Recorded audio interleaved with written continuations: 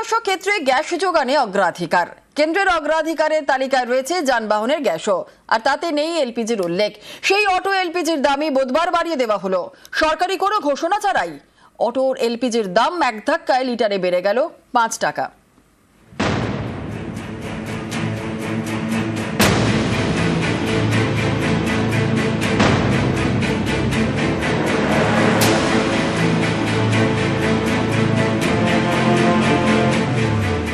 মধ্যপ্রাচ্যে যুদ্ধ, হরমুজ প্রণালী বন্ধ, দাম বেড়েছে রান্নার গ্যাসের। এবার সরকারি ঘোষণা ছাড়াই বাড়ল অটোর এলপিজির দাম। এক ধাক্কায় অটো এলপিজির দাম বাড়ল লিটারে 5 টাকা। কলকাতায় 57 টাকা 68 পয়সা থেকে বেড়ে হলো 62 টাকা 68 পয়সা। ঘন্টাখানেক আমি দাঁড়িয়ে আছি, এই ঢুকলাম পাম্পে। এটাই তো বলতে যে হট করে বেড়ে গেল গ্যাসের দাম।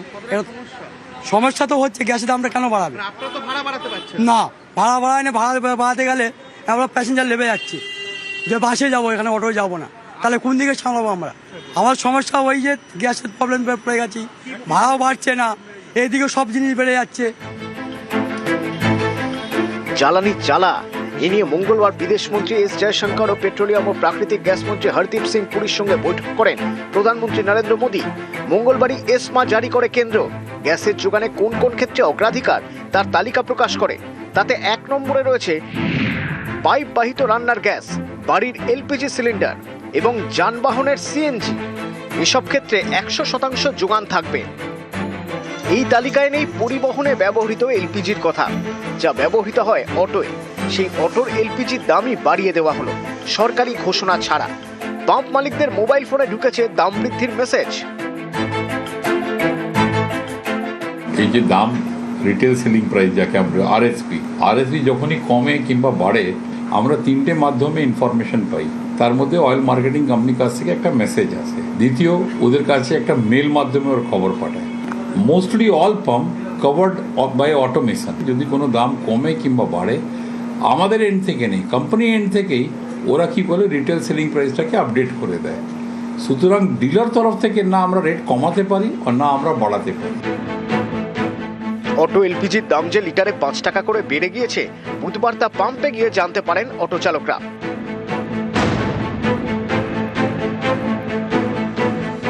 দাম বেড়েছে কিন্তু লাইন কমেনি। অটো এলপিজির জন্য বিভিন্ন পাম্পে দীর্ঘ লাইন। গ্যাস নেই, কি করব? এখন গাড়ি বসে থাকবে। এখন কয়েকটা টিপ মারবো, যা গ্যাস আছে তারপর গাড়ি নিয়ে বাড়ি চলে যাবো, বাড়িতে রেখে দেবো, আবার আসবো সন্ধ্যেবেলায় দেখে যাবো যে গ্যাস দিচ্ছে কিনা। দামটাও, গ্যাসের দাম অনেক বেড়ে গেছে। হ্যাঁ, ভাড়া বাড়ছে না। হ্যাঁ, সে তো লস আছে। অভিযোগ, কোনো পেট্রোল পাম্প থেকে অটোর এলপিজি মিলছে, আবার অনেক পাম্প থেকে পাওয়াও যাচ্ছে না। আমাদের ম্যাক্সিমাম গ্যাস থাকে আনোয়াসা পেট্রোল পাম্প, সেখানে গ্যাস নেই। গ্যাস নাকার দরুনতে আমরা এখানে লাইন দিয়েছি, ম্যানেজারকে ফোন করেছিলাম, ম্যানেজার বলে ওখানে গ্যাস নেই। তো আজকে এখানে এসেছি, বেশিক্ষণ সময় লাগেনি, কিন্তু গ্যাসের দামটা 5 টাকা বেড়ে গেছে। কাল অবধি আমরা 57 টাকা পাম্পে গ্যাস ভরেছি। আজকে যেহেতু একটা গাড়ি এসছে ট্যাঙ্কার, তা হাফ দুটো পাম্পে নামার কথা, তো হঠাৎ এখন এই গ্যাসটা দিচ্ছে না। এর কারণটা হচ্ছে গ্যাসের দামটা নিশ্চয়ই বাড়বে, তাই জন্য গ্যাসটা দিচ্ছে না। এই জন্য হুট করে কি করলো, এখন 62 টাকা কত পয়সা করে দিল গ্যাসটা। এটা তো পুরো বাড়িয়ে তারপর গ্যাস দেবে। এখন গ্যাস এবার এক্ষুনি খালি হয়ে যাবে।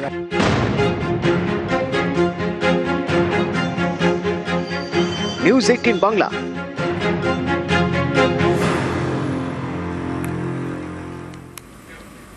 রান্নার গ্যাস, অটো এলপিজির সংকট মেটানোই লক্ষ্য জানালেন মুখ্যমন্ত্রী। 25 দিনের ব্যবধানে বাড়িতে গ্যাসের বুকিং, এই ঘোষণা করেই মানুষের মধ্যে প্যানিক তৈরি, অভিযোগ মমতা বন্দ্যোপাধ্যায়ের। নিউজ 18 বাংলা এক্সক্লুসিভ মুখ্যমন্ত্রী।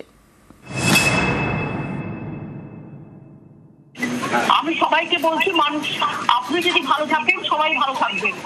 আপনারা মানুষের পাশে এসে দাঁড়ান, মানুষকে সাহায্য করুন। যারা দাম বাড়াচ্ছেন তাদের দেখুন, আমি তাদের বলতে পারি না যে তাদের ডিমান্ডটা জেনুইন নয়, কিন্তু যেহেতু মানুষের সাথে একটা কিছু অল্টারনেটিভ ভাবা দরকার, সবাই মিলে ভাবুন। আমরাও ভাবছি, আমরাও কালকে মিটিং করছি এবং অলরেডি আমরা কিছু সিদ্ধান্ত আমরা জানিয়েছিও, সেটা আমরা কালকে বলবো কি করতে পারি না পারি। আমি যখন দরকার সাহায্য করতে পারি, আমার টাকা নেই তা সত্ত্বেও, কিন্তু আমাদের তো সেন্ট্রাল গভর্নমেন্ট টাকা দেয় না।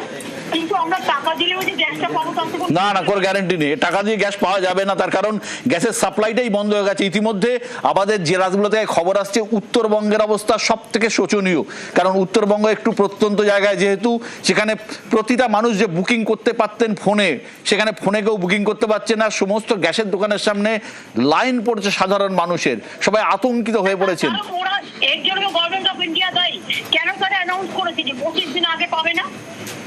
এইটা অ্যানাউন্স করেই তো এই হোর্ডিং এর ব্যবস্থা করে দিয়েছে। যদি 3 দিন এই অবস্থা হয়েছে, তার মধ্যে একটা যদি চিন্তা না থাকে যে আমি আগেই বলে দিলাম 25 দিন আগে লোকে গ্যাস পাবে না, তো 25 দিন আগে যাদের গ্যাস ফুরিয়ে যাবে তারা কি করবে? লোকে খাওয়া দাওয়া কি বন্ধ করে দেবে? দেখুন, যুদ্ধ থামা বা না থামা তো কারোর হাতে নেই, যুদ্ধ কবে থামবে কেউ জানে না। সেই অবস্থায় যুদ্ধের কথা বলে নয়, তাহলে কি ইন্ডিয়াতে গ্যাস সাপ্লাই পর্যাপ্ত পরিমাণ নেই? আমাদের গ্যাস সাপ্লাই কোথায় গেল? আমাদের গ্যাস সাপ্লাই যে চেন, সেই চেনটা কোথায় গেল? সেটাকে ইচ্ছা করে চেপে রাখা হয়েছে ইলেকশনের সময় ব্যবহার করার জন্য। মানুষ কেন সাফার করবে? ইলেকশন যা হবে হবে, কিন্তু মানুষ যাতে সাফার না করে সেটা দেখতে হবে। আমাদের নিজস্ব গ্যাস সাপ্লাই চেনটা কোথায়? গ্যাস তো আমাদের পেট্রোলিয়াম মিনিস্টার দেখে। এত গ্যাসের দোকান, এত গ্যাসের এজেন্সি, তাহলে সেই সাপ্লাইটা কোথায় গেল? মজুদটা কোথায়? বিভিন্ন ভান্ডার তো লোকের একটা থাকে। ঠিক, বিভিন্ন স্কুলে মিড ডে মিল, যারা গরিব বাচ্চারা মিড ডে মিল খায়, সেই মিড ডে মিলের রান্নাও কিন্তু বন্ধ হয়ে গেছে। এটা আমরা কালকে ডিটেইলস আলোচনা করব এবং আমাদের দাবি থাকবে যে বিশেষ করে সাধারণ মানুষ যাতে গ্যাসটা পায়। সবচেয়ে বড় ভুল হয়েছে আগে থেকে 25 দিন এই কথাটা অ্যানাউন্স করে দেওয়াটা। এবং গভর্নমেন্ট যদি নিজে হোর্ডিং করে, তাহলে আপনি বাইরের লোককে কি দোষ দেবেন? তারা বোঝেনি, তারা বুঝতে পারছিল না তার সাপ্লাইয়ের অবস্থা কি। তার মানে স্টক টেকিং করে না। আমরা যখন স্টক টেকিং করি যে আমার স্টোরে কত আলু আছে, কতদিন পর্যন্ত চলবে, আমার কত চাল আছে, আমার কত প্রকিউরমেন্ট করতে হবে, আমার কত সবজি আছে, আমার কত প্রকিউরমেন্ট করতে হবে, নানাভাবে আমরা কাজগুলো করি। তার মানে সেন্ট্রাল গভর্নমেন্টের প্রাইস রাইজ ইন্ডেক্সটা তারা কখনোই দেখে না। এবং পার সিলিন্ডার যেগুলো গ্যাস মজুত আছে, গ্যাসের ভান্ডার, সেই ভান্ডারটা কোথায় গেল? বুধবার থেকে অটো এলপিজির দাম বৃদ্ধি আর দাম বাড়লো লিটারে 5 টাকা। তাতে অটো ভাড়া বাড়িয়ে দেওয়া হলো ইচ্ছে মতো, কোথাও 15, কোথাও 25। বিপাকে সাধারণ মানুষ।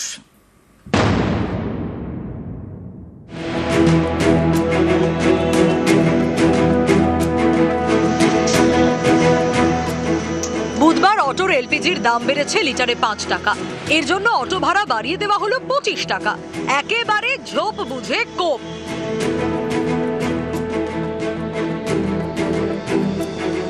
চাঞ্চল্যকর অভিযোগ। নরেন্দ্রপুর যাবো কত বলে 50 টাকা, 25 টাকা না 30 টাকা ছিল। আর সমস্যা হলে আর কি করবো, যেতে আসতে তো হবেই না আমাদের। যুদ্ধের প্রভাবে আগেই দাম বেড়েছে রান্না ও বাণিজ্যিক গ্যাসের, এবার দাম বাড়লো অটো এলপিজি। যেই দাম বেড়েছে অমনি খেল শুরু। অভিযোগ, অটো চালকরা ইচ্ছে মতো ভাড়া নিচ্ছেন। আজকে বাড়িয়েছে, 15 টাকা ছিল, এখন 25 টাকা চাই। আগে 17 টাকাই ছিল, এখন কত টাকা নিচ্ছে? 25 টাকা। আজকে 5 টাকা করে বাড়ি দিয়েছে। যে আমি তো আসলাম গড়িয়া থেকে বাড়িপুরে, 35 টাকা। কেউ চাইছেন বেশি ভাড়া, কেউ বলছেন যাব না। ড্রাইভার বলতেছে পেট্রোল পাওয়া যাচ্ছে না, এমনি আমরা যাই 30 টাকা করে ভাড়া। এখন আমরা কামালগাজি অবধি যাব, গড়িয়া অবধি যাব না। চিংড়িহাটা এসডিএফ রুটেও বাড়িয়ে দেওয়া হয়েছে অটোর ভাড়া, তবে সেটা তুলনায় কম, 3 টাকা। এটা তো ডেফিনেটলি প্রবলেম। এবার হয়তো গ্যাসের দাম বেড়েছে বলে হয়তো তার জন্য ভাড়া বাড়িছে। এখন অটো অনেক লেটে আসছে। আমরা যেখানে মোটামুটি 5-10 মিনিট দাঁড়িয়ে আমরা পেতাম, এখন সেটা 15 মিনিট তো মিনিমাম লাগে, 15-20 মিনিট। দিনে 6 টাকা করে বেড়ে গেছে। হ্যাঁ হচ্ছে, কিছু করার নেই তো, যেতে হবে। বাস হলে অনেকটা ঘুরে ঘুরে যেতে হয়, অটো হলে তাড়াতাড়ি যাওয়া যায়। উল্টোডাঙ্গা শোভাবাজার এবং উল্টোডাঙ্গা সল্টলেক রুটেও অটো ভাড়া বাড়ানো হয়েছে 5 টাকা করে। ভাড়া আলেছে 30-25 টাকা লিছে, এখন 30 টাকা লিছে। অসুবিধা তো হবেই, যাতায়াতের দিন রাত আসছে, আমাদের তো হেঁটে আসলে পারবো না নিয়ে।